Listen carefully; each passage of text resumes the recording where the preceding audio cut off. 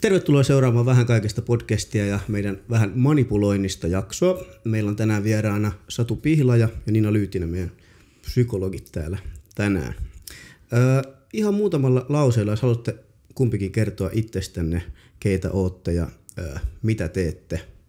Satu aloittaa. Joo, mä oon tosiaan psykologi Satu Pihlaja ja vähän ryhtynyt enemmän coachingia tekemään ja tietokirjoja kirjoittamaan ja muuta sellaista. Eli yrittäjänä toimin nykyisin ja oon tosiaan tässä Näin minua manipuloidaan podcastissa ollut käsikirjoittajana. Yes. Ja mä oon psykologi Nina Lyytinen ja mä oon myös yrittäjä, toimin ammatinharjoittajana työterveyspsykologina, pidän Psykopodia-podcastia ja olin tosiaan tässä Näin minua manipuloidaan podcastissa myös juontajana ja toimittajana ja olen ihminen. Sitäkin. Me ilmeisesti jotenkin vedetään näitä niinku yrittäjä itseämme, kun meillä on niinku tuo yrittäjyyssarja tuossa ollut ja Antti Merilehto käynyt ja kaikki tähän mennessä on ollut yrittäjiä. Eli katsotaan milloin saadaan joku, joka ei ole yrittäjä. Niin tämä on ihan hyvä itse asiassa jatkaa tällä linjalla. Ja eikö tämä ole semmoista, mitä Suomi myös tavoittelee, että enemmän olisi yrittäjyyttä, niin ihan hienoa, että teillä on ollut yrittäjiä vieraana. Kyllä. Tämä on hienoa, että tekin teette teidän ammattianne just nimenomaan yrittäjiin. Kyllä, ja katsotaan, saammeko tänään vaikutettua muita myös ryhtymään yrittäjiksi. No siihen me Joo, voidaan ainakin näyttää esimerkkiä, että psykologikin voi olla yrittäjä. Juuri näin, eli ei tarvitse olla vaan joku pelkästään rahan kanssa tekemisessä oleva valtavan yrityksen perustaja, vaan voi työllistää itseään nimenomaan just ihan kaikilla aloilla. Kyllä, ja se mahdollistaa esimerkiksi psykologeina juurikin sen, että me voidaan tehdä monipuolisesti tätä meidän työtä. Niin, voidaan jotain podcastejakin tehdä. Juuri näin. Kyllä, mutta hei, meillä oli tosiaan manipulointi oli aiheena tänään, ja tehän olette jo ihan alan erittäin hyvin perehtyneitä, ja meitä kiinnostaa kovasti. Ja mutta mennään ihan tähän niin kuin tällaiseen peruskysymykseen. Mitä on manipulointi näin niin kuin tälleen psykologian termein, tai mitä se niin kuin tarkoittaa? Joo, tämä on hyvä kysymys, koska se ei ole ihan helppoa aina erottaa, että milloin se on manipulointia, että kun me kaikki vaikutetaan kuitenkin toisiin monilla tavoilla, mutta ehkä se erotus tulee siitä, että se jollain tavalla on vähän niin kuin piilotettu se agenda tai koitetaan vähän niin kuin vasten toisen tahtoa ohjailla hänen toimintaansa. Joo, ja tuohon voisi ehkä lisätä vielä sen, että se on jollakin tavalla niin kuin tietoisesti, että mä tietoisesti haluan vaikuttaa sinuun. Esimerkiksi just tuolla, niin kuin Satu sanoi, että ohjaamalla sun toimintaa siihen suuntaan, mitä mä haluan sen olevan.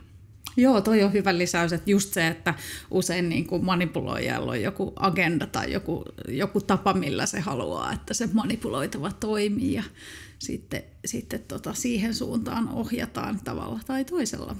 Koska kyllähän me niinku vuorovaikutussuhteissa kaikki jollakin tavalla vaikutetaan toisiin ja välillä se on tiedostettu ja tiedostamatonta, mutta se ei ole välttämättä semmoista niinku haitallista, että kyllähän me aika itsekkäitä ihmiset ollaan. Niin ja saa ollakin, että totta kai saa niinku haluta, että asiat menee omalla tavalla. No millä tavalla sitten niinku kaikki, jotka jollain tavalla on ihmissuhteita harrastaa ja muuten parisuhteita, niin miten yleisimmin, tai sitten ehkä ei niin yleisesti, niin manipulointi ilmenee tällaisissa ihmissuhteissa?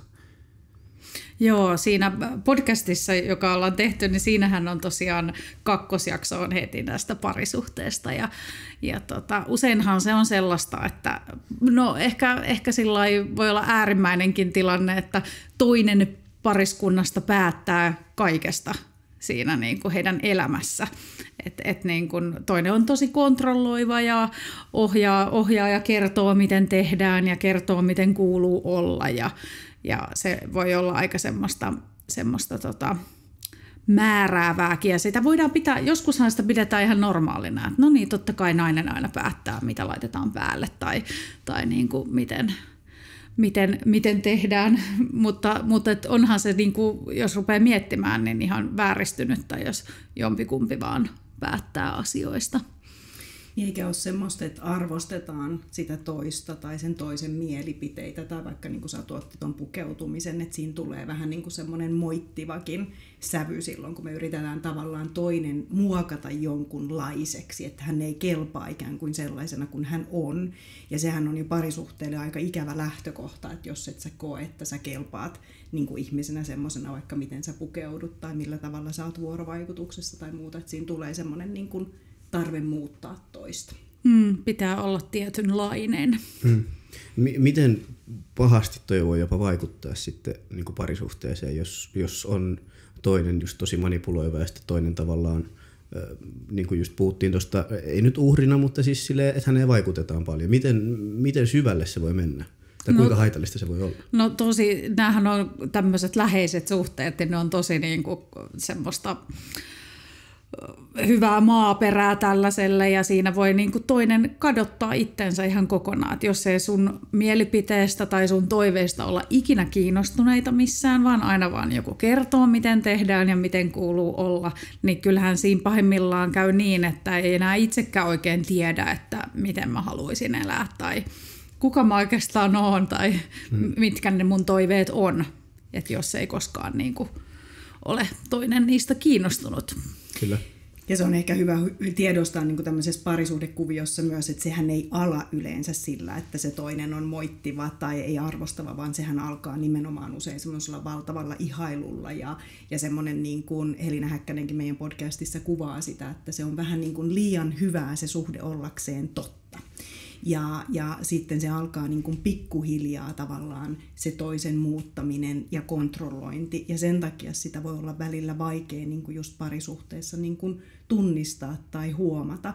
Mutta monesti esimerkiksi just silloin, jos alkaa katkaisemaan vaikka niitä omia ystävyyssuhteita, niin se voi olla esimerkiksi yksi semmoinen hälytysmerkki tai kaikki omat harrastukset alkaa jäädä. Että aletaan ikään kuin elää sen toisen elämää ja se muokkautuu se oma niin kuin semmoiseksi, että se monesti menee vähän pikkuhiljaa.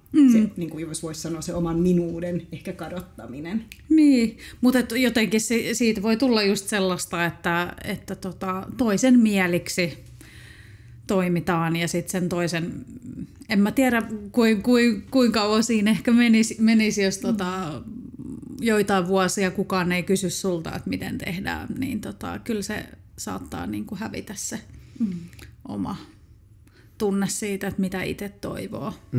Mitä sulle kuuluu, mikä on sulle tärkeää, miten sun päivä on mennyt ja sitten toinen olisi oikeasti kiinnostunut siitä.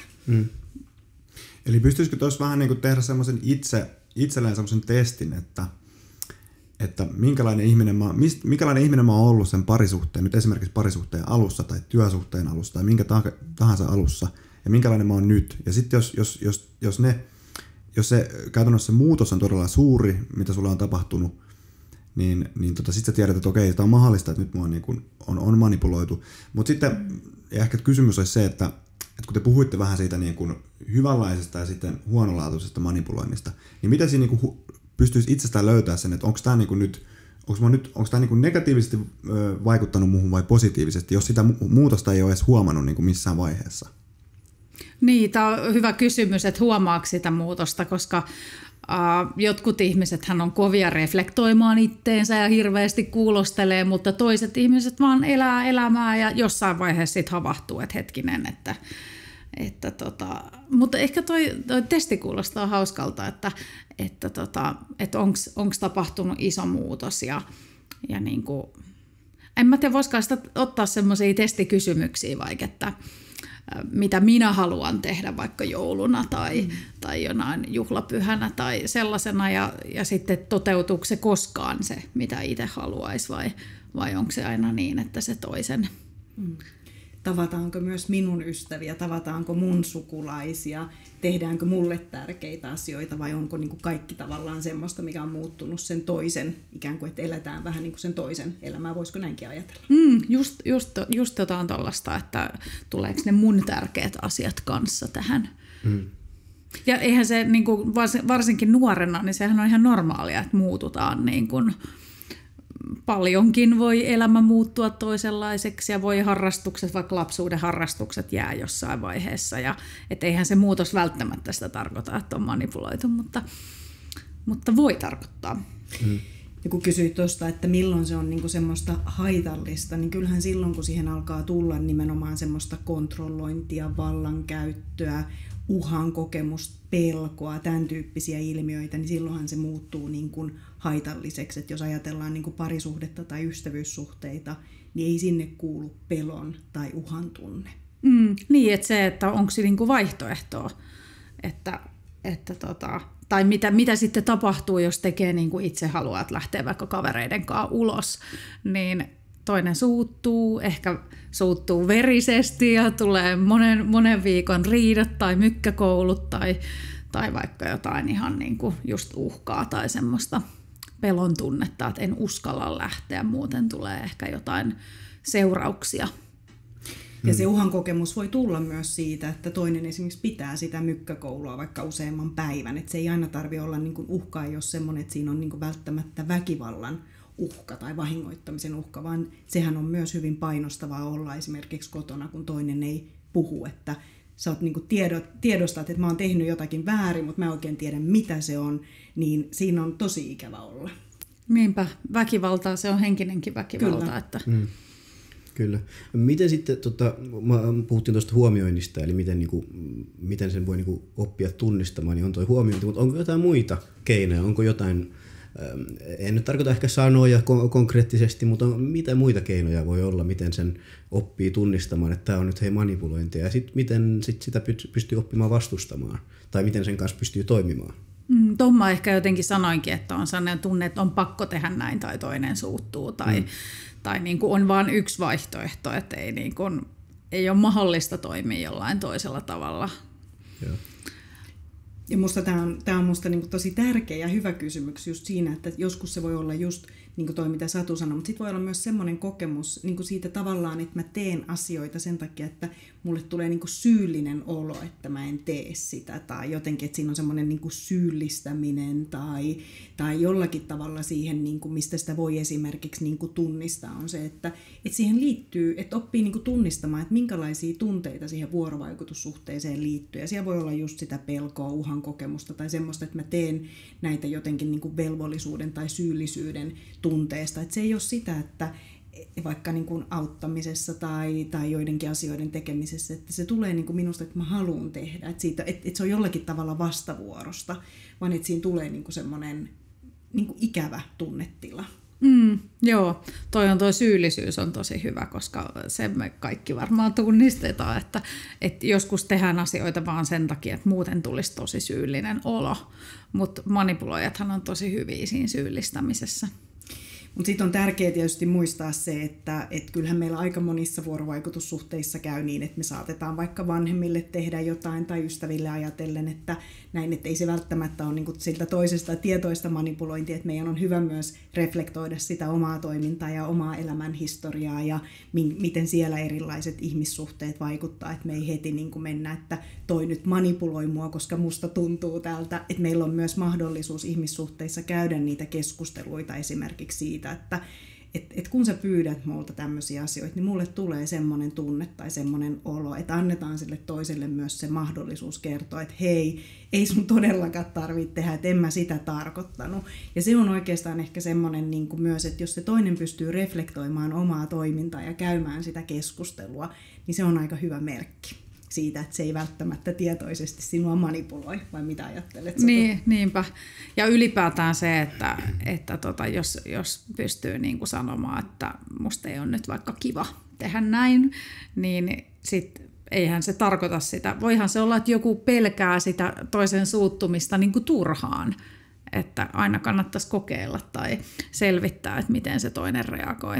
Että joskushan sitä saattaa, niin kuin, joku voi olla vaikka tosi miellyttämishalunen ja miellyttää, vaikka ei ollenkaan tarttiskaan miellyttää. Ja sitten just kun meidän aikaisemmat kokemukset ja ihmissuhteet vaikuttaa näissä, niin mä ajattelen, että parisuhdehan on myös hyvä paikka siihen, että me voidaan harjoitella sitä tervettä vuorovaikutusta, jos vaikka omassa perhesuhteessa lapsuuden kodissa on ollut niin kuin manipuloivaa käytöstä, niin parisuhde voi antaa myös toisenlaisen mahdollisuuden, jos me rohjetaan käymään sitä keskustelua ja nostamaan myös niitä omia tunnekokemuksia esille.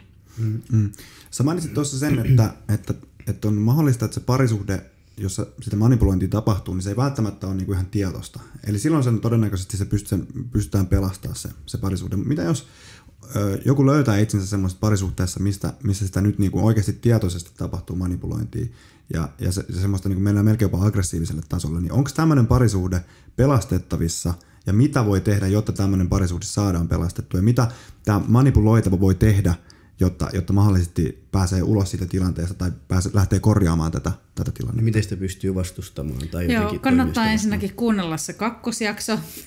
Ja toiseksi tämä on tosiaan Yle Areenassa heidän joo, näin minua manipuloidaan. Joo. Ensimmäinen linkki biossa. Joo, eli kyllä meidän haastateltavalla oli aika suorat sanat näihin manipuloiviin parisuhteisiin, että ei kauhean hyviä ennusteita ole odotettavissa. Ja sitten toi, mitä niin kun kysyit, että mitä voi tehdä, niin toki ensin se, että tunnistaa sen, että vähän niin kuin oppii katsoa, että mitä tässä oikein tapahtuu.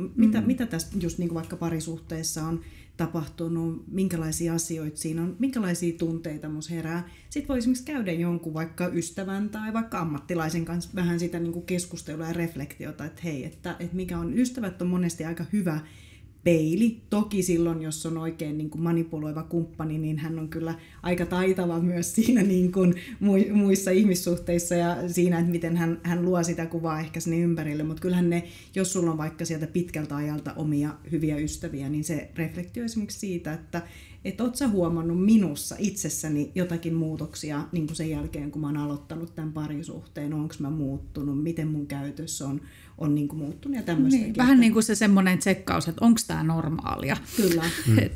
että onko normaalia tällainen käytös ja jotenkin tsekkaus siitä. Mutta onhan se niin kuin, tavallaan, että jos toinen ei lähde siihen keskusteluun, että jos sanoo ihan suoraan, että nyt mulla on sellainen tunne, että jos mä en tee niin kuin sä haluat, niin sit sä suutut ja sit ollaan taas riidoissa ja niin kuin, että jos ei siitä keskustelusta tavallaan tuu mitään, niin voi olla, että on aika tosiaan huono ennuste sillä parisuhteella. Et melkein niin kuin, jos toinen on manipuloiva, niin hänen pitäisi itse haluta muuttua ja jos hän ei halua, niin se on aika nollapeli sitten.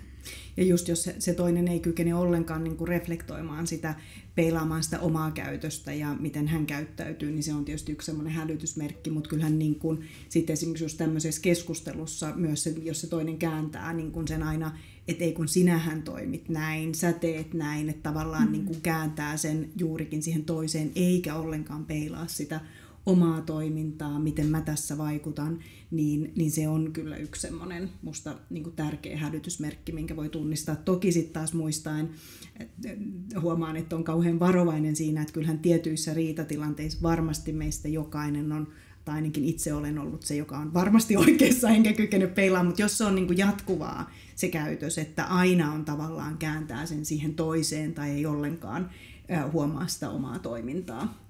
Kyllä me sitten riitatilanteissa myös ollaan välillä, mutta jos ei aina olla niitä itsekkäitä. Joo, kyllä riitatilanteissa joskus tulee varmaan jokaisella sellaista toisen syyllistämistä tai muuta, mutta toi oli hyvin, niin kuin oli puhetta siitä gaslightingista, niin sehän on just sitä, että just kääntää aina siihen toiseen sen syyn, että kun sinä teit näin, niin sen takia mä nyt oon tämmöinen. Ja että se syy löytyy aina siitä toisesta osapuolesta. Onko vielä jotain niin kuin eväitä, mitä voisit, niin kuin, monet ihmiset on sellaisia, että ei välttämättä halua tai jotenkin tykkää itse miettiä asioita ennemmin kuin sitten puhuu ystäville, tai sitten varsinkaan, jos tämä on tämmöinen tosi arka aihe, niin mä en usko, että hirveän herkästi joku semmoinen ehkä vähän arka ihminen haluaa suoraan mennä niin kuin, tavallaan kohdata tätä isoa keskustelua tämän kumppanin kanssa. Niin mitä on sitten semmoisia asioita, mitä sä voit itse miettiä?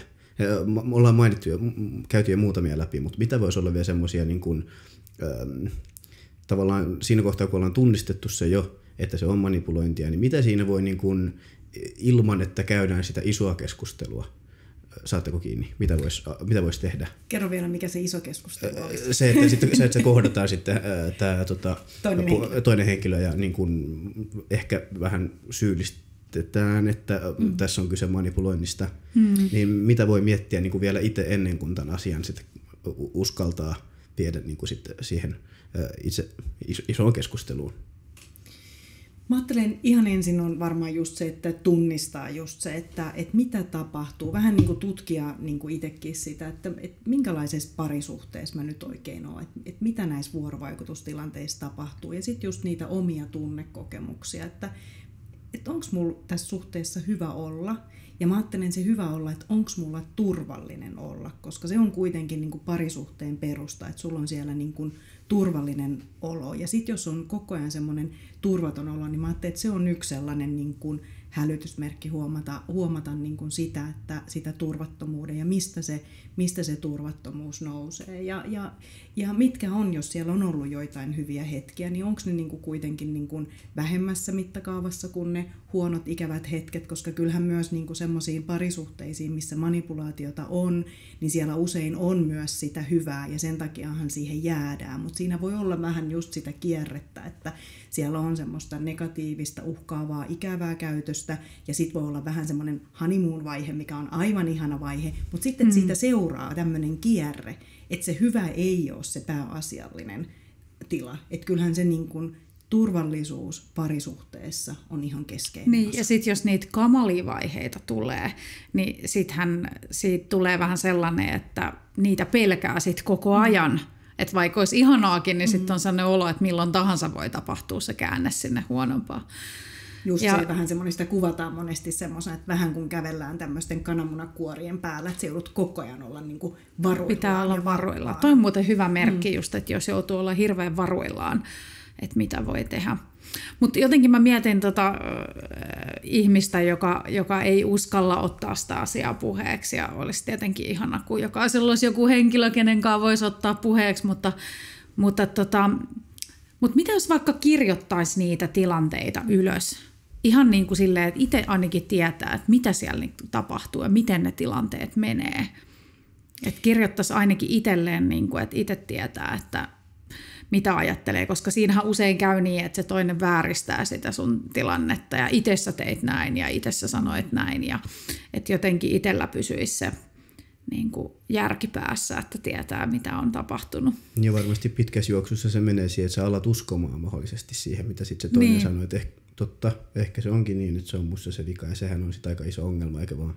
Se on tosi ikävä tilanne ja sehän on juuri se, mikä voi vaikeuttaa niin kuin siitä parisuhteesta niin kuin irrottautumista tai sen ison keskustelun puheeksi ottamista. Ja mä ajattelin, että siinä isossa keskustelussakin niin se, että ehkä ei kannatakaan lähteä semmoisella, että sä manipuloit mua, vaan nimenomaan lähteä sitä kautta, että minkälainen mulla on olla tässä suhteessa, miten mä koen näitä asioita, koska kyllähän silloin, jos ajatellaan, että sä oot turvallisessa hyvässä parisuhteessa ja sä kerrot toiselle, että sulla on jollakin tavalla paha olla, niin kyllähän se herättää yleensä sen empatian ja toinen haluaa, että sullakin on hyvä olla. Ja jos semmoista empatiaa ei siinä ole, niin sehän usein luo just myös sitä turvattomuuden tunnetta. Mutta jollakin tavalla mä ajattelen sen myös, että miten me otetaan niitä asioita puheeksi, niin aina jos me otetaan jollakin tavalla toista syyttäen, niin siitä on aika vaikea niin kuin edetä. Mutta toi mitä sanoit tuosta, että alkaa tulla se olo, että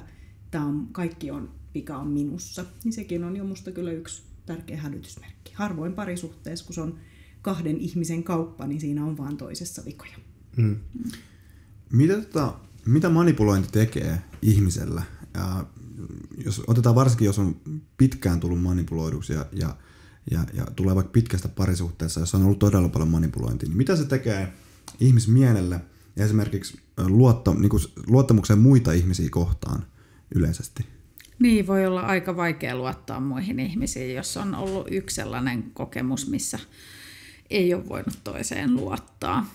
Mutta kyllähän se jotenkin se itsetunto siinä, niin kuin moni kokee sen niin, että ei ole niin kuin minkään arvoinen tai jotenkin, että tämä on jotenkin hankala ilmiö, että jos sua kohdellaan huonosti, niin sä alat itse ajattelee, että musta on joku vika, koska mua kohdellaan näin huonosti. Ja sitten näitä psykoterapiassa puretaan vuosikausia, koska se tavallaan niin kuin, vaikka eihän se johdu sinusta, että joku muu kohtelee huonosti, mutta ehkä siinä on sitten just se, että niin kuin jäämällä siihen tai hyväksymällä sen tilanteen, ei sano mitään vastaan, niin siinä tulee toiselle semmoinen käsitys, että ai jaa, no sua saakin kohdella sitten näin.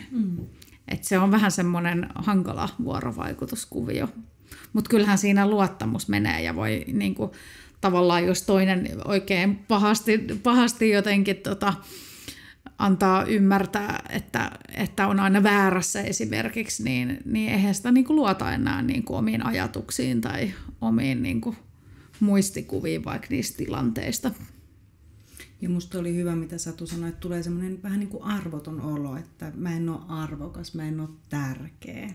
Ja just se voi olla vaikea sitten erilaisissa tilanteissa myös tuoda niitä omia mielipiteitä ja ajatuksia esille, kun saattaa ruveta näkemään, että ihan niillä on mitään merkitystä. Entä mitä sitten se manipuloiva taho, pystyykö sen korjata jollain tavalla? Onko se mistä se kumpuaa ja miten siitä pääsee eroon? Todennäköisesti tämä henkilö, joka on tällainen persoona, niin ei varmasti haluaisi itse korjata sitä, jos se on tietoista toimintaa. Mutta miten sen pystyisi korjata sen tällaisen ihmisen? Joo, mä aina välillä mietin sitä, että kuinka tietoista se aina on, että monesti voi olla niin, että ihmiset ajautuu sellaiseen jostain syystä tai on itse niin jotenkin heikoissa olossa, että tarvii jotenkin sellaista niin kuin valta-asemaa jonkun oman itsetunnon pönkittämiseen.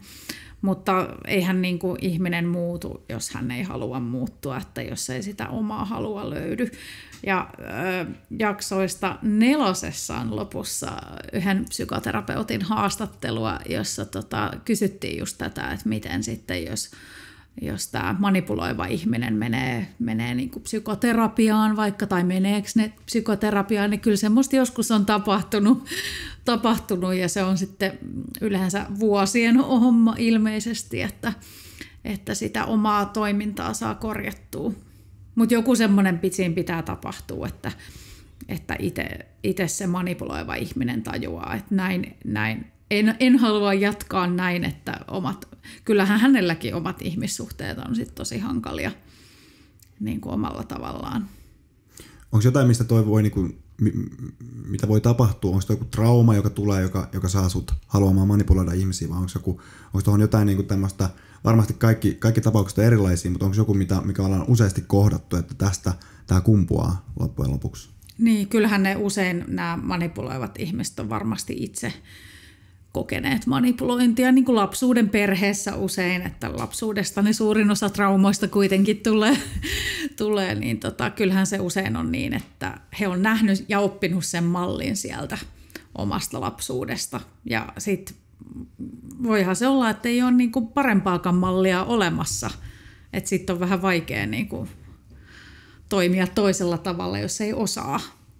Niin, että varmaan monenlaisia asioita voi olla taustalla ja just semmoinen myös niin kuin ehkä semmoinen, mä ajattelen, että jos sun pitää kontrolloida toisia ihmisiä, käyttäytyä uhkaavasti, niin eihän siellä kauhean vahva semmoinen itsetunto siellä takana ole tai semmoinen niin kuin usko myöskään itseen, että siellä voi olla aika epävarma ihminen takana taustalla, mutta hän voi näyttäytyä ulospäin myös hyvin varmana, mutta toki sitten me voidaan katsoa tämmöistä niin kuin haavoittuvuutta, mutta voidaan katsoa myös hyvin erilaisia toki persoonallisuuden piirteitä ja muita, että monenlaisia, että ei voida niputtaa, että joo, ei ole vaan yhdenlaista manipuloijaa. Tämmöisiä, tämä on siellä taustalla tai aina, että vaikka joskus voi olla myös se, että jos me lähdetään sen käsityksen kautta, niin se voi jopa tuoda joskus ymmärrystä sille, että annetaan sen ihmisen käyttäytyä tietyllä tavalla, koska sillä on niin rankka tausta, mutta se ei oikeuta ketään käyttäytymään toisia kohtaan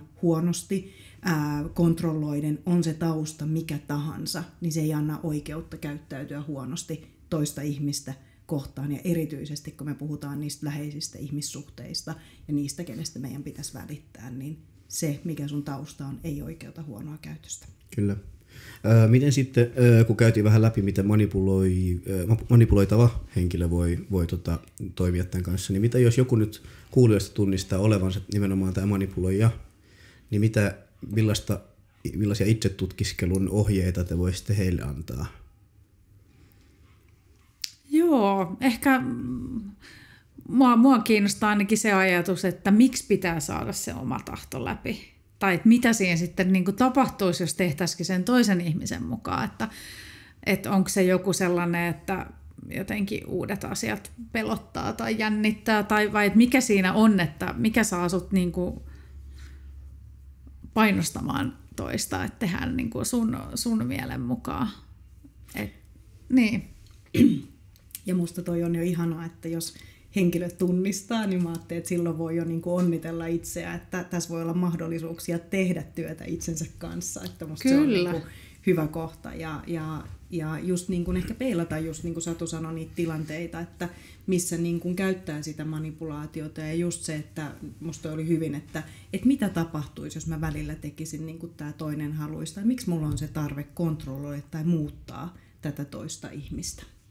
Ja mietin vaikka niin kuin yhdessä jaksossa oli niin kuin semmoinen manipuloiva johtaja niin kuin firmassa, niin jotenkin että monestihan se voi olla vähän sellaista pelkoa, että mun täytyy olla nyt vahva ja kertoa tosi selkeästi ihmisille, mitä tehdään ja millä tavalla. Ja niin kuin, että ajatellaan, että mun kuuluu olla sellainen, että minä kerron, mitä tehdään. Niin mitä tapahtuisikin, jos mä kysyisinkin niiltä työntekijöiltä, että mitä mieltä ne on. Ja ehkä ne onkin ihan osaavia tyyppejä ja ne osaisi tehdä ihan hyvin ne hommat ilman, että niitä koko aika käsketään tai pomotetaan. Että jotenkin niin kuin, mun mielestä uteliaisuus olisi aina hyvä, että vähän niin kuin rupeisi kysellä. Ja voihan sitä kysyä joltain, jos miettii, että onko mä manipuloiva, että onko mä semmoinen, että mä pomotan liikaa tai yritän vaikuttaa muihin liikaa, määrään liikaa tai jotain tällaisia sanojahan me tunnistetaan varmaan.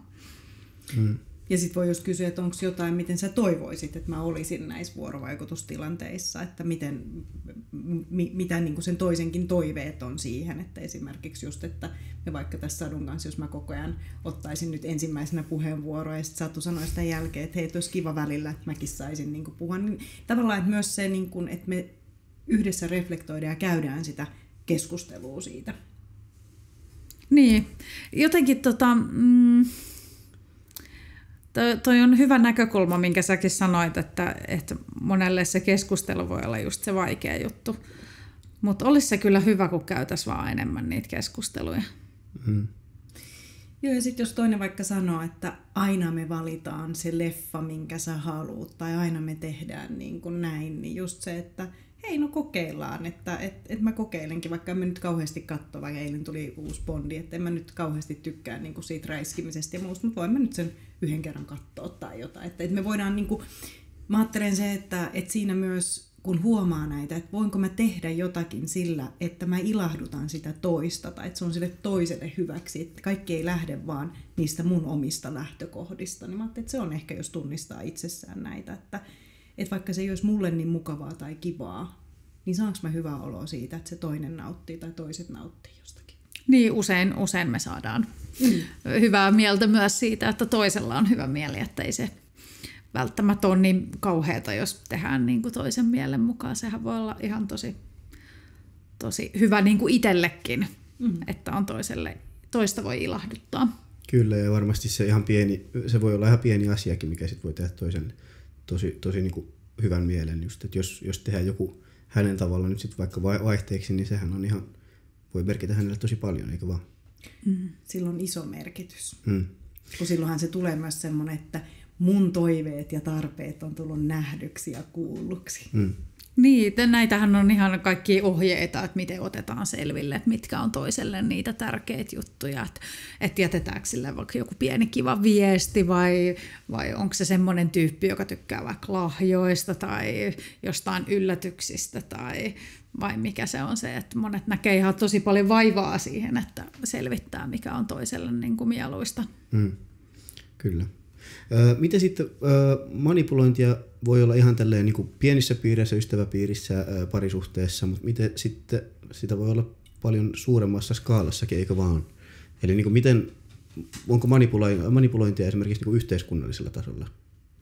Joo, ehdottomasti on. Että kyllähän meitä sellaista niin kuin tietynlaista maailmankuvaa vaikka syötetään meille koko ajan tuolta medioista, ei välttämättä aina niin tietoisesti, mutta annetaan ymmärtää, että miten pitäisi elää ja minkälainen pitäisi olla, ja monet niin kuin kokee sellaisen viestin niin kuin tosi voimakkaana, että nyt mä en ole sellainen kuin mun pitäisi olla, että ei sitä tarvitse niin kuin suoraan sanoa, vaan kyllä me ihmiset osataan lukea se, että sieltä medioiden kautta ja esimerkin kautta ja muuten niin tulee se semmoinen malli, että tällä tavalla täällä pitäisi nyt elää.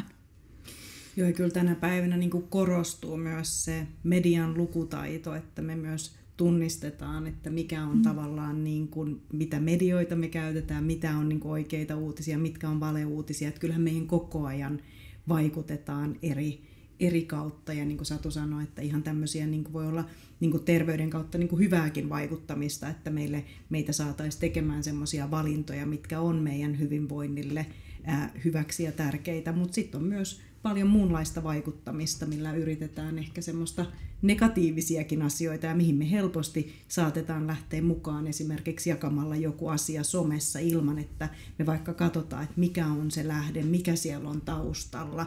Ja tämä on yksi sellainen, että meidän täytyisi kaikkien oikeastaan vähän miettiäkin sitä meidän omaa käyttäytymistä ja miten me itse ollaan myös vaikuttamassa sillä, että mitä me jaetaan ja perehdytäänkö me niin kuin niihin taustoihin esimerkiksi. Ei, ihan kaikkea ei kannata uskoa, mitä tuolla somessa tulee vastaan. Että aina pitäisi melkein niin kuin olla joku semmoinen tuplatsekkaus, että aina ottaisi selville, että mistä se tulee. Että vaikka se olisi monesti semmoinen niin kuin tunteisiin vetoava sisältöhän tosi helposti leviää somessa.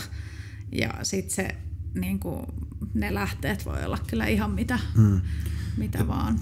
Meidät on vähän niin kuin manipuloitu jollain tavalla reagoimaan todella vahvasti niin kuin meidän tunteiden niin kuin puolesta johonkin asioihin ilman, että me oikeasti edes ymmärretään, että mistä on kyse, tai että me ollaan katsottu, että mikä se lähde mahdollisesti on ilman mitään lähdekritiikkiä.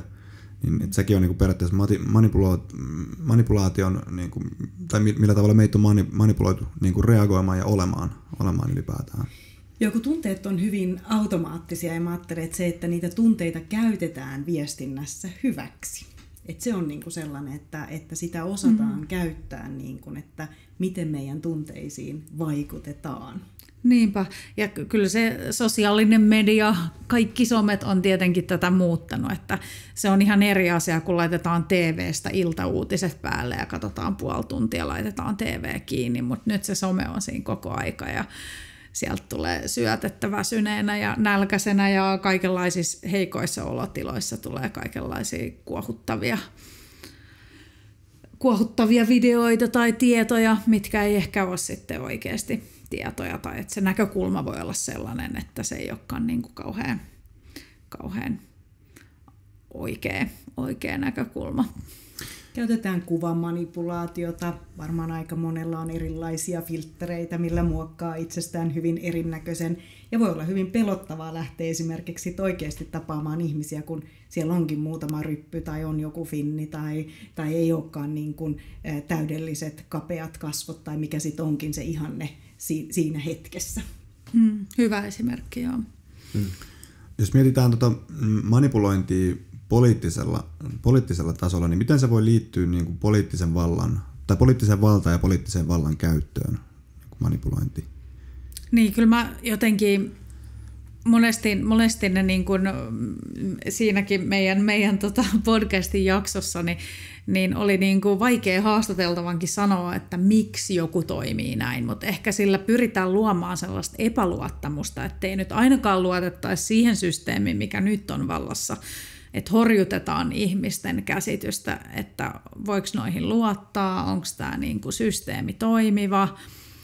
Ja sitten helposti monet muut niin kuin tämmöiset toimijat saa sitten niin kuin semmoista suosioa ja kunnioitusta ja muuta sen takia, että siitä niin kuin ikään kuin vallitsevasta systeemistä luodaan vähän sellainen niin kuin hämärä kuva, että siellä tapahtuu nyt hirveästi jotain hämärää. Ja se propagandajakso kannattaa kuunnella, koska siinä meillä on kuitenkin tutkija, joka on näihin teemoihin myös perehtynyt puhumassa. Että mä esimerkiksi itse en ole niin vahvasti tähän niin kuin poliittiseen puoleen perehtynyt, mutta kyllähän siellä vahvasti yleensä myös on, että joku oma agenda tai halutaan ihmiset käyttäytymään tietyllä tavalla, mutta siinä hyvin avataan myös eri propagandan muotoja ja myös tätä poliittista vaikuttamista. Mutta tosi usein se on just sitä, että yritetään saada ihmiset hermostumaan tai suuttumaan jostain, ja se on ihan helppoa kyllä saada ihmiset nykypäivänä hermostumaan. Saada jonkun puolelle ajamaan jotain agendaa tai juuri jakamaan jotakin esimerkiksi. Niin, jakamaan jotain matskua, mitä ei kannattaisi ehkä jakaa. Onko sitten esimerkiksi tämmöiset ääriliikkeiden jäsenet niin kuin manipuloijan unelma, että ollaan pystytty vaikuttamaan näin isosti, että ne, ja kun ehkä se poliittisella tasolla se manipulointi, niin mä kuvittelisin, että siellä niin kuin halutaan jollain tavalla niin kuin erimielisyyksiä. Ja niin kuin se, että me polarisoida juuri niin onko se sitten niin kuin, onko tämä poliittinen manipuloija siinä vaiheessa onnistunut, kun niin kuin rupeaa tapahtumaan tämmöistä ääriliikehdintää puolella tai toisella? Joo, on varmaan just näin, että sitten kun se joku toinen vastaliike on jo syntynyt, niin se on jo niin kuin onnistunut, että mutta onhan se pelkästään niin kuin se, että horjutetaan, no jos nyt ajattelee vaikka jotain Amerikan presidentinvaaleja, siellä on yleensä kaksi sitten niin kuin vastakkain. Että jos onnistutaan horjuttaa sitä niin kuin ikään kuin nykyjärjestelmän uskottavuutta, niin sittenhän se toinen automaattisesti saa niin kuin puolelleen sitten ihmisiä. Et ehkä se tämmöisessä Suomen poliittisessa kentässä voi olla vähän niin kuin vaikeampi ohjata just johonkin tiettyyn, mutta aina yleensä yritetään siitä vallitsevasta systeemistä luoda semmoista mahdollisimman epämääräistä kuvaa. Niin, varmasti Venäjälläkin tällä hetkellä on niin kuin valtava tämä propagandakoneisto, mikä nimenomaan perustuu tuohon manipulaatioon. Sanoisitteko näin? Joo, se on ihan mahtava koneisto, kun silloin kaikki mediat hallussa ja kaikki vastakkaiset kannat on kriminalisoitu, niin siellä on helppo olla levittää vaan yhtä mielipidettä. Ja musta se on just se, että sun pitää olla jotakin tiettyä mieltä, että siitä ei voida niin kuin käydä sitä keskustelua, että se on hyvin mustavalkoista niin kuin se ajattelu. Niin, pakotetaan ajattelemaan, pakotetaan sanomaan tietyllä tavalla, koska muuten joudut vankilaan. Niin sehän on just niin kuin tosi manipuloivaa. En saa ajatella itse, mulla ei saa olla joku vastakkainen mielipide. Jotain tiettyä sanaa ei saa käyttää. Niin kuin. Se on aika hurjaa kyllä. Miten niin kuin voikin, tai niin toihan on sitä manipulaatiota siinä isoimmassa skaalassa, eikö vaan? Niinpä, ja on näitä ollut maailman sivuun tämmöisiä tilanteita kyllä, että se onnistuu. Kyllä. Mainitsitkin jo sen gaslightin ilmiön tuossa, se on ollut isosti pinnalla nyt. Ja varmasti siellä on myös syy, miksi se on niin pinnalla. Sitä varmasti tapahtuu paljon. Ja haluatteko muutamalla sanalla avata sen, ja sitten nimenomaan etenkin nyt, kun se on näin polttava aihe, että miten sitä pystyy vastustamaan? Joo, toi on jännä, kun sä sanot, että sitä on varmaan paljon, että yleensä näissä keskusteluissa aina nämä äärimmäisyydet yleensä niin kuin korostuu, että me mieluiten puhutaan niistä niin kuin, vähän niin kuin kaikista karmeimmista storeista ja mielellään, niin kuin, koska nehän herättää eniten tunteita ja niitä jaetaan eniten. Et en ole ihan varma, onko se kauhean yleistä, mutta siinähän niin kuin just toinen, vähän niin kuin uskotellaan että hänessä on aina vika on niin kuin siinä ikään kuin aaltovastaajassa, että se manipuloija saa sut uskomaan, että sä kuitenkin teet jonkun virheen tai se johtui kuitenkin susta itsestä, että minkä takia sua kohdeltiin huonosti. Ja siinä helposti menee se todellisuuden taju, että ei enää niin kuin itsekään tiedä, että no teikö mä nyt sitten kuitenkin ja ärsytinkö mä sitten kuitenkin ehkä sitä toista tai että ei enää niin kuin luota, kun toinen sanoo vaan, että se olit sinä ja sun syytä tämä kaikki oli, niin sitten menee se oma todellisuuden taju. Ja tämä oli hyvä, kun Satu sanoi just tuosta, että voi syntyä se kuvitelma, että se on yleistä. Ja se voi aiheuttaa juurikin esimerkiksi sen, että me annetaan asioiden tapahtua, koska se voi näyttäytyä vaikka somekeskusteluissa, että tämä on yleistä, niin tämähän on normaalia. Ei ole. Eli myös silloin, jos sä olet aina se altavastaaja, että kun me ollaan ihmissuhteissa, on ne ystävyyssuhteita, on ne parisuhteita, niin ne on vastavuoroisia suhteita ja se on aina musta semmoinen hälytysmerkki. Jos vika on aina sinussa tai sä koet, että se vika on aina toisessa, niin silloin kannattaa vähän yrittää reflektoida ja peilata sitä niin kuin tilannetta, että onko se näin. Ja juurikin toi, että mikä tekee siitä yleisen, että jos se on somessa ilmiö ja siellä just niin kuin saa ne ikävät, niin kuin, mitkä herättää paljon sitä negatiivista tunnetta, niin siitä voi tulla semmoinen, että tätä tapahtuu paljon. Ja musta toi on herättävä just siinä. Ihan varmaan niitä pahimpia storeja jaetaan eniten. Tämä on just tämä, että mikä eniten herättää tunteita, niin se saa eniten huomioon. Ja mä toivonkin, että nuoret, jos te ootte semmoisissa ihmissuhteissa, niin käykää vaikka jonkun aikuisen kanssa sitä keskustelua, että onko se oikeasti, niin kuin, kuuluuko tämmöinen käytös niin kuin ihmissuhteisiin, onko se niin kuin semmoista hyvää, turvallista vuorovaikutusta, vai mitä se turvallisuus ihmissuhteissa tarkoittaa. Niin ja tämä ei nyt tarkoita sitä, että kaiken pitäisi aina mennä tasan, että onhan niin kuin, ollaanhan me ihmiset kaikki erilaiset. Joku on sellainen luontainen liidaaja ja muut mielellään seuraa ja sehän voi olla ihan ok, mutta jos se tapahtuu silleen, että niin kuin just ei uskalla toimia toisella tavalla tai ei uskalla ottaa puheeksi vaikka sitä koko hommaa tai jos normaalisti mennään lomalle aina sinne, mihin se toinen haluaa, niin onko se niin, että mä en uskalla edes niin kuin ehdottaa mitään? Vai onko sillä vaan paremmat ideat? Voihan se olla niinkin joskus.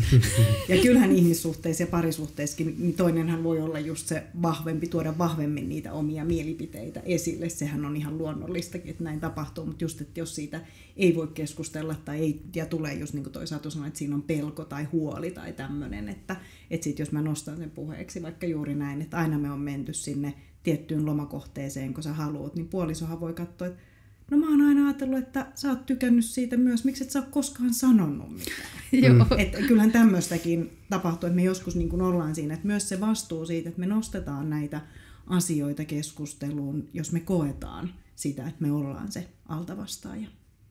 Tai että jos mä koen, että mä oon aina väärässä, miksi se vuorovaikutus aina menee siihen tai se riita siihen, että tää on jotenkin mun vika. Ja varmasti se, mitä sanoitte silloin aikaisemminkin, että kirjoittaa näitä asioita ylös. Että niin kuin kirjoittaa sen tilanteen sellaisena, kun on sen kokenut. Ja sitten, kun siitä asiasta käydään keskustelua, niin sitten se voi varmaan lukea uudestaan ja sitten todeta, että ei se kyllä oikeasti mennä. Ja sitten siitä voi kehittää sen keskustelun oikeasti sellaiseksi, että siitä pystyy sitten pääsemään irti. Se on varmasti aika myrkyllinen tila, ja missä sitten tämä kaverisuhde, parisuhde on, jos tällaista tapahtuu.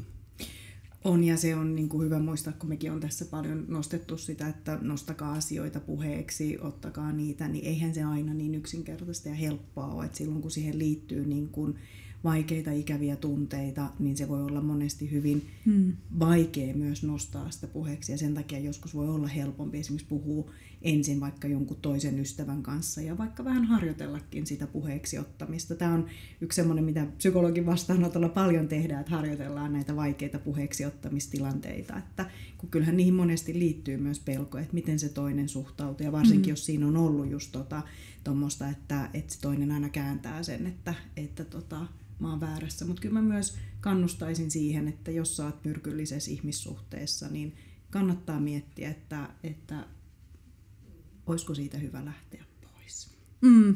Et jos oikeasti keskustelusta ei tule yhtään mitään ja kyllä ne ihmissuhteet ihan hirveästi vaikuttaa siihen elämänlaatuun, tai siis nehän ratkaisee sen, minkälaista elämä on. Et eihän mikään ole niin merkityksellistä kuin ne ihmiset, kenen kanssa olet koko aika tekemisissä.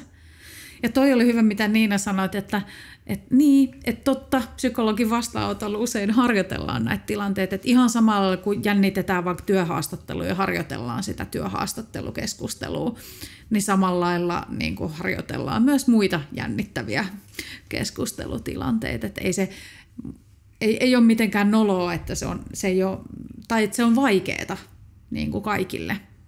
Eihän me haluta ikinä joutua mihinkään konflikteihin, tai monet ihmiset välttelee niitä konflikteja niin kuin viimeiseen asti.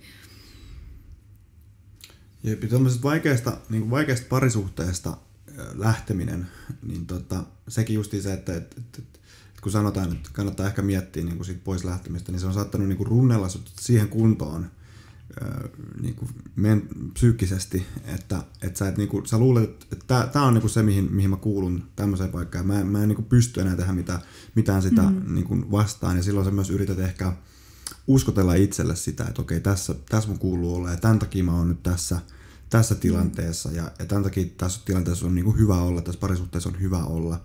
Tai parempi sekin kuin olla yksin, moni ajattelee, vaikka ei kyllä välttämättä ole. Kyllä. Että tuollaistakin kuulee valitettavan usein, että niinku vaikka huomaa niinku ulospäin, että toi on niinku myrkyllinen parisuhde ja toi ei toimi, mutta silti niinku etsitään niinku niitä tekosyitä, että minkä takia mä jään tähän, minkä takia sanotaan, että okei, no ehkä nyt jos mä pääsen nyt tuohon työpaikkaan tuolta paikkakunnalta, niin sitten mulla on niinku tekosyy. Sitten mä voin sanoa, että hei, ja sitten ehkä hän tuo esiin, että hei, tää ei varmaan toimi enää. Ja niinku tällaista, että se niinku sanoo, että periaatteessa siinä vaiheessa ei ehkä enää itse usko siihen, että vois mukaan vaan lähteä kävelemään, vaan että tämä on niinku se, mihin mä kuulun. Niin varmaankin, jos se on vaikka ensimmäinen parisuhde, niin sitten jotenkin uskoo, että tällaista se suhde sitten on. Että niin, tällaista se elämä on. Niin sitten varmasti sit niinku näitä vinkkejä pystyy sit käyttämään silloin, jos on se ensimmäinen suhde, että ei ole mallia aikaisemmasta, niin voi varmasti näitä vinkkejä hyödyntää sitten, kun pohtii näitä kysymyksiä sitten omassa suhteessaan. Joo, se parisuhdejakso, kakkosjakso kannattaa ehdottomasti kuunnella, koska siinä tätä käydään, mutta muutenkin mä ajattelin, että silloin jos on niinku semmoinen suhde, missä on ollut henkistä tai fyysistä väkivaltaa, niin meillä on myös hyviä sivustoja niin kuin lähisuhdeväkivaltaa ja muuhun liittyen ja tukipalveluita ja keskusteluja, että ei ne kauhean helppoja tilanteita ole silloin, kun on pitkään ollut semmoisessa suhteessa, on se ensimmäinen tai toinen tai kolmas suhde, mutta se, että semmoisissa tilanteissa niin voi vaikka katsoa niin kuin näitä lähisuhdeväkivaltasivustoja esimerkiksi, että mitä tarkoittaa niin kuin väkivalta, niissä hyvin avataan vaikka niin kuin henkistä väkivaltaa, niin siinä usein voi tunnistaa se. Mä teen tätä monesti mun asiakkaidenkin kanssa, että me katsotaan vähän, että onko tämmöistä niin kuin sun ihmissuhteessa. Ja sitten just se, että jos on pitkään ollut semmoisessa tilanteessa, että hakee siihen apua, että ei jää yksin. Meillä on kriisipuhelinnumeroita, on työterveyshuoltoa tai siinä omassa perhepiirissä, ystäväpiirissä niin kuin sitä. Mutta sitten jos on esimerkiksi semmoista, että on monta kertaa yrittänyt irrottautua tämmöisestä ihmissuhteista, niin läheiset saattaa välillä jo vähän väsyä siihen, että sä kuitenkaan lähde.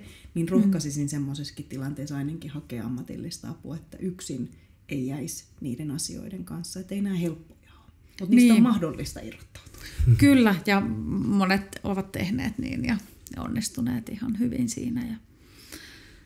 Eli toivoa on. Toivoa on aina. Kyllä, ja mä jotenkin, tämä niinku turvallisuuden tunne, mä tiedän, että mä korostan tai tuon tätä nyt monta kertaa esille, mutta jos miettii sitä, että sä tuut kotiin, niin kyllä siellä pitäisi olla se, että sulla on lupa olla turvassa. Että se koti on niin kuin yksi meidän turvapaikka. Paljon tapahtuu tuolla ulkopuolella, mihin me ei voida vaikuttaa, mutta se, että me tullaan kotiin, niin se on kyllä se, minkä pitäisi olla. Ei pitäisi joutua niin kuin pelkäämään, että miten se toinen reagoi tai mitä se toinen tekee.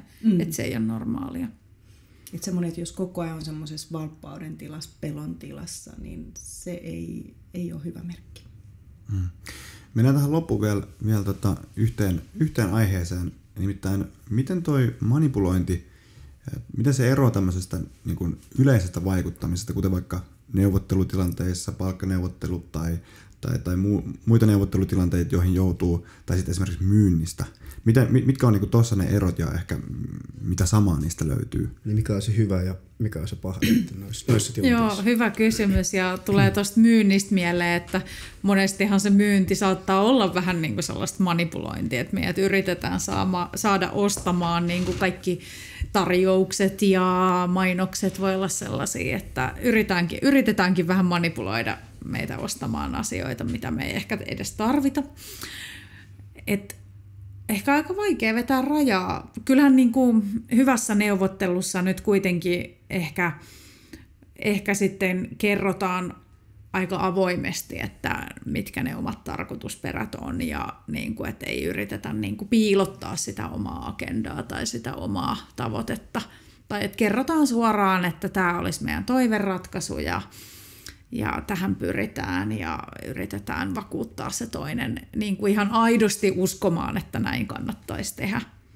Ja tietysti hyvässä myynnissä niin varmaan just se, että niin kuin kerrotaan vaikka siitä myytävästä tuotteesta tai palvelusta, niin kerrotaan niin kuin rehellisesti, että mitä siitä saa, jos sen ostaa.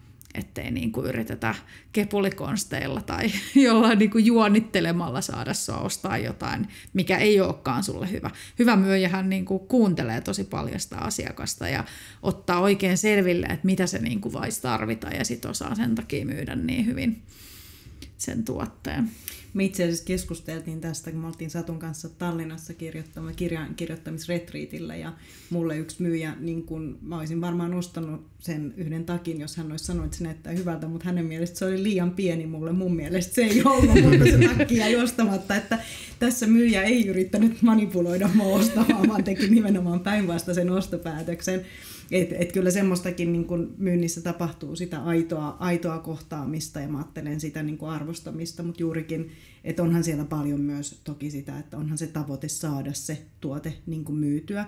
Mutta sitten jos mä ajattelen just tämmöisiä niin kun palkkaneuvotteluja tai muita vaikuttamistilanteita, missä meillä on se tavoite, niin ehkä se yksi ero on siinä, että siellä ei ole niin kun sitä pelottelua, uhkailua, tämmöistä niin kuin syyllistämistä, vaan siinä mulla on niin kuin se tavoite esimerkiksi saada se palkka korkeammaksi, niin mä käytän ehkä niitä perusteita mun osaamiseen, mun työhön, tämän tyyppisiin asioihin niin kuin liittyen.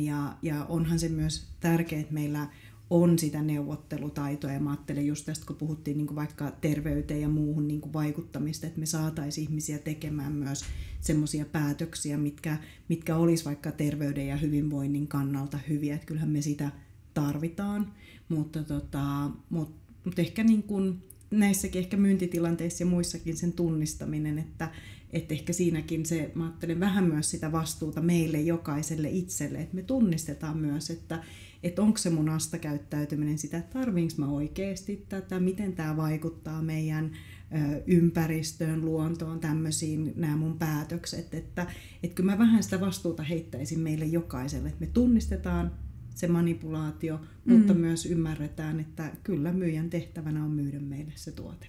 Niin, ja ehkä jokainen voisi opetella niin kuin sellaisia, miten se oma toive tai oma kanta sanotaan, että jos joku vaikka yrittää myydä sulle jotain, niin en tarvitse uutta, mulle yritettiin myydä jotain Hesarin teemalehteä tänään, että en tarvitse lisää luettavaa, tai sitten jos se on vaikka sellainen, että sä koitat vaikka saada palkankorotusta,